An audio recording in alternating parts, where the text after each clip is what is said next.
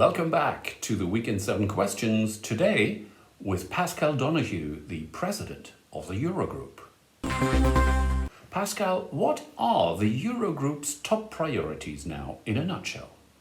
To guide the euro area to recovery in 21 and in 2022, and for that recovery to be the first step in a sustained recovery for all Europeans.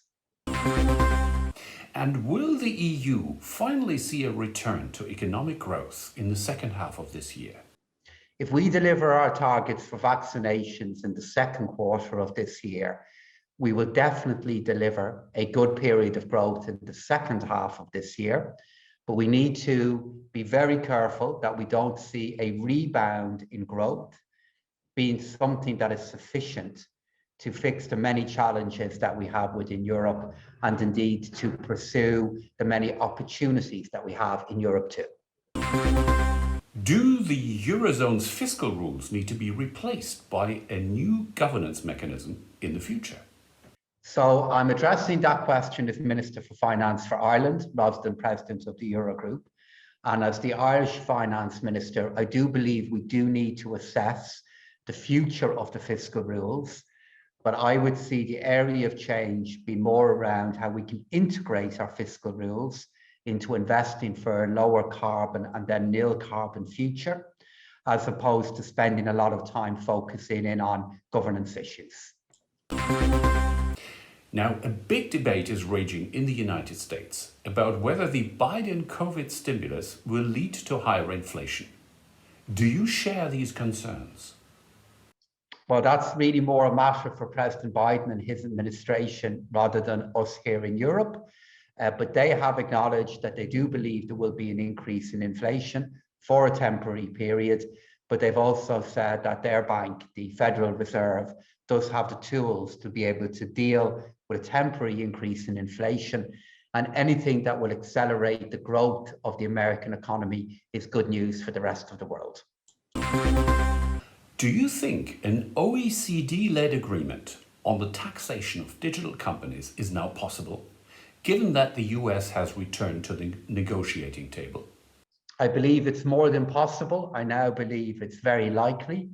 And I believe at some point in the second half of this year, there will be a real opportunity to get agreement on this inside the OECD.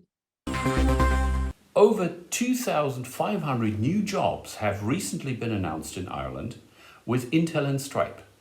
Will Ireland recover quickly from the current crisis?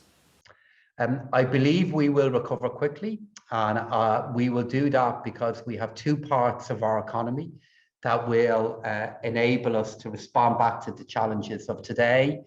We have a big international part of our economy that has a very strong export performance. And then we've done a huge amount to shield our domestic economy from many of the short-term effects of COVID-19. So we will begin to grow again, but we have to ensure that that is the first phase of a longer-term growth trend that can respond back to and improve many issues that we have in our society. And Paschal, what book would you recommend to people to help them take their minds off the pandemic? So I would recommend two books, if I may. The first one I would recommend is a short story collection by an Irish writer called Kevin Barry, that's called Country Music. And it would be a great introduction to our European friends to really, really good Irish writing.